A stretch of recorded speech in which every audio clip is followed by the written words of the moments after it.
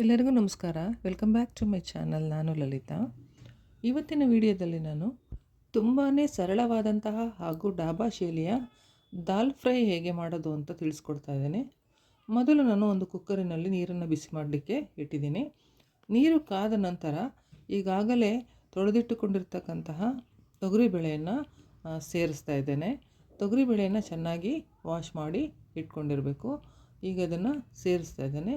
ಈಗ ಇದಕ್ಕೆ ಸ್ವಲ್ಪ ಮಟ್ಟಿಗೆ ಒಂದು ಪಿಂಚ್ ಅರಿಶಿಣವನ್ನು ನಾನು ಸೇರಿಸ್ತಾ ಇದ್ದೇನೆ. ಒಂದು 1/4 ಸ್ಪೂನ್ಗಿಂತ ಕಡಿಮೆ ಸಾಕು. ಹಾಗೆ ಒಂದು ಮೆಣಸಿನ್ಕಾಯಿ, ಹಸಿರು ಮೆಣಸಿನ್ಕಾಯನ್ನು ಕೂಡ ಸೇರಿಸಿದ್ದೇನೆ. ಇದನ್ನು ಈಗ ಲಿಡ್ಡನ್ನು ಕ್ಲೋಸ್ ಮಾಡಿ ಇದನ್ನು ನಾನು 3 ವಿಸಿಲ್ ಕೂಗಿಸ್ಕೊತಾ ಇದ್ದೀನಿ. 3 ವಿಸಿಲ್ ಆದರೆ ಚೆನ್ನಾಗಿ ಬೆಂದಿರುತ್ತೆ. ನೋಡಿ ಹೇಗೆ ಬೆಂದಿದೆ ನೋಡೋಣ. ತುಂಬ ಸ್ಮೂತಾಗಿ ಮೆತ್ತಗೆ ಬೆಂದಿದೆ ತೊಗರಿಬೇಳೆ. ಇದನ್ನು ಒಂದು ಸರ್ತಿ ಕೈ ಆಡಿಸ್ಬಿಡೋಣ. ನೋಡಿ, ಈಗ ಇದನ್ನು ಮತ್ತೆ ಇನ್ನೂ ಚೆನ್ನಾಗಿ ಮ್ಯಾಶ್ ಮಾಡ್ಕೋಬೇಕಾಗುತ್ತೆ.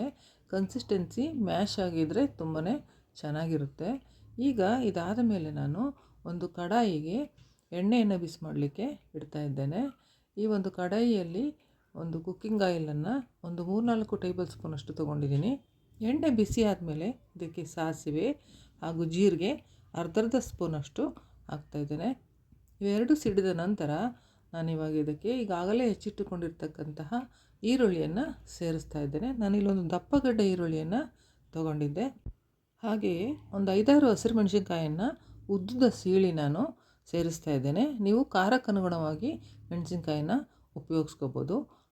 ಇಲ್ಲಿ 2 ಕಡ್ಡಿ ಕರಿಬೇವಿನ ಎಲೆಗಳನ್ನು ಸೇರಿಸಿದ್ದೀನಿ. ನೋಡಿ, ಚೆನ್ನಾಗಿ ಈ ರೀತಿಯಾಗಿ ಕೈ ಆಡಿಸೋಣ. ಮೀಡಿಯಮ್ ಫ್ಲೇಮ್ ಇಟ್ಕೊಂಡು ಈರುಳ್ಳಿಯನ್ನು, ಹಸಿರು ಮೆಣಸಿನ್ಕಾಯಿ, ಕರಿಬೇವನ್ನು ಫ್ರೈ ಮಾಡ್ಕೋಬೇಕಾಗುತ್ತೆ. ಫ್ರೈ ಆದಮೇಲೆ ಒಂದು 50% ಫ್ರೈ ಆದಮೇಲೆ ನಾನು ಇದಕ್ಕೆ ಶುಂಠಿ ಬೆಳ್ಳುಳ್ಳಿ ಪೇಸ್ಟನ್ನು ನಾನು ಸೇರಿಸಿದ್ದೀನಿ. 1 ಸ್ಪೂನ್ ಶುಂಠಿ ಬೆಳ್ಳುಳ್ಳಿ ಪೇಸ್ಟನ್ನು ಇದಕ್ಕೆ ಸೇರಿಸಿ ಈ ರೀತಿಯಾಗಿ ಫ್ರೈ ಮಾಡ್ಕೋಬೇಕಾಗುತ್ತೆ.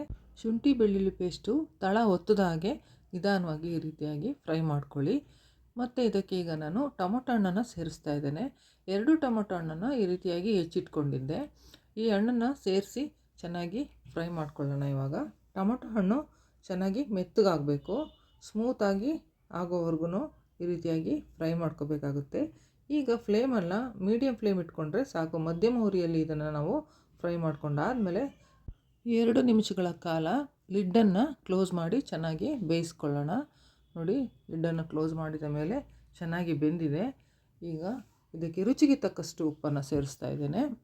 ರುಚಿಗೆ ತಕ್ಕಷ್ಟು ಉಪ್ಪನ್ನು ಸೇರಿಸಿದ ನಂತರ ಈಗ ನಾನು ಇದಕ್ಕೆ ಒಂದು ಅರ್ಧ ಸ್ಪೂನಷ್ಟು ಅರಿಶಿಣದ ಪೌಡ್ರನ್ನ ಹಾಕ್ತಾಯಿದ್ದೇನೆ.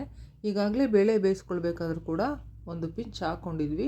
ಈಗ ಅರ್ಧ ಸ್ಪೂನಷ್ಟು ಸಾಕು. ಚೆನ್ನಾಗಿ ಮಿಕ್ಸ್ ಮಾಡೋಣ, ಫ್ರೈ ಮಾಡ್ಕೊಳ್ಳೋಣ. ಈಗ ಫ್ಲೇಮನ್ನು ಲೋ ಇಟ್ಕೊಳ್ಳೋಣ, ಯಾಕೆಂದರೆ ಆಲ್ರೆಡಿ ಟೊಮೊಟೊ ಮತ್ತು ಈರುಳ್ಳಿ ಬೆಂದಿದೆ. ಈ ಸಮಯದಲ್ಲಿ ಈಗಾಗಲೇ ನಾವು ಬೇಯಿಸಿ ಮ್ಯಾಶ್ ಮಾಡಿ ಇಟ್ಕೊಂಡಿರ್ತಕ್ಕಂತಹ ತೊಗರಿಬೇಳೆಯನ್ನು ಸೇರಿಸೋಣ. ತೊಗರಿಬೇಳೆಯನ್ನು ಸೇರಿಸಿದ ನಂತರ ಬೌಲ್ನಲ್ಲಿ ಉಳಿದಂತಹ ತೊಗರಿಬೇಳೆಯ ನೀರನ್ನು ಇದಕ್ಕೆ ಸೇರಿಸೋಣ. ನಾವು ಎಷ್ಟು ಬೇಕೋ ಅಷ್ಟು ಕನ್ಸಿಸ್ಟೆನ್ಸಿ ಸರಿ ಹೋಗೋವರೆಗೂ ನೀರನ್ನು ಆ್ಯಡ್ ಮಾಡ್ಕೋಬೋದು. ಸ್ವಲ್ಪ ನೀರನ್ನು ನಾನಿಲ್ಲಿ ಸೇರಿಸಿದ್ದೀನಿ. ನೋಡಿ ನೀವು ಹಾಕ್ಕೋಬೇಕಾಗುತ್ತೆ. ಯಾಕೆಂದರೆ ಇದು ಬೇಯಬೇಕಾದ್ರೆ ಸ್ವಲ್ಪ ನೀರೆಲ್ಲ ಡ್ರೈ ಆಗಿ ಹೋಗೋದ್ರಿಂದ ಸ್ವಲ್ಪ ನೀರನ್ನು ಸೇರಿಸಲಾಗಿದೆ.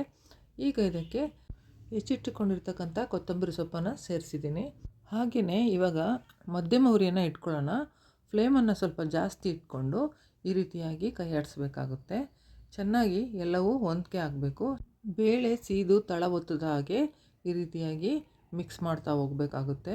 ಆಲ್ಮೋಸ್ಟ್ ರೆಡಿ ಆಗ್ತಿದೆ ದಾಲ್. ಫ್ರೆಂಡ್ಸ್, ಹಾಗೆ ಒಂದು ಲೈಕ್ ಕೊಟ್ಬಿಡಿ, ನಿಮ್ಗೆ ಇಷ್ಟ ಆಗಿದೆ ಅಂತ ಅಂದ್ಕೊತೀನಿ. ಅತ್ಯಂತ ಸರಳವಾದ ಹಾಗೂ ಟೇಸ್ಟಿಯಾಗಿರ್ತಕ್ಕಂತಹ ಡಾಬಾ ಶೈಲಿಯ ಈ ಒಂದು ದಾಲ್ ಫ್ರೈ ಚಪಾತಿ ಹಾಗೂ ರೋಟಿಗೆ ತುಂಬಾ ಸಖತ್ತಾಗಿರುತ್ತೆ. ಹಾಗೆ ರೈಸ್ಗೂ ಕೂಡ ಇದನ್ನು ಉಪಯೋಗಿಸ್ಕೋಬೋದು. ಈ ವಿಡಿಯೋನ ಫ್ರೆಂಡ್ಸ್ ಸರ್ಕಲ್ಗೆ ಶೇರ್ ಮಾಡೋದನ್ನು ಮರಿಬೇಡಿ ಫ್ರೆಂಡ್ಸ್. ಚಪಾತಿಗೆ, ರೋಟಿಗೆ ಹಾಗೂ ರೈಸ್ಗೆ ಸೂಪರಾಗಿರ್ತಕ್ಕಂತಹ ಈ ಒಂದು ಡಾಬಾ ಶೈಲಿಯ ಈ ಒಂದು ದಾಲ್ ಫ್ರೈ ರೆಡಿಯಾಗೋಯ್ತು. ಇವಾಗ ಮರಿದೆ ಹೈಪ್ ಬಟನ್ ಪ್ರೆಸ್ ಮಾಡಿ ಫ್ರೆಂಡ್ಸ್. ಹಾಗೆ ನಮ್ಮ ಚಾನಲ್ಗೆ ಸಪೋರ್ಟ್ ಮಾಡ್ತೀರಾ ಅಂತ ಭಾವಿಸ್ತಾ ಇವತ್ತಿನ ಈ ಒಂದು ವಿಡಿಯೋನ ಎಂಡ್ ಮಾಡ್ತಾ ಇದ್ದೇನೆ.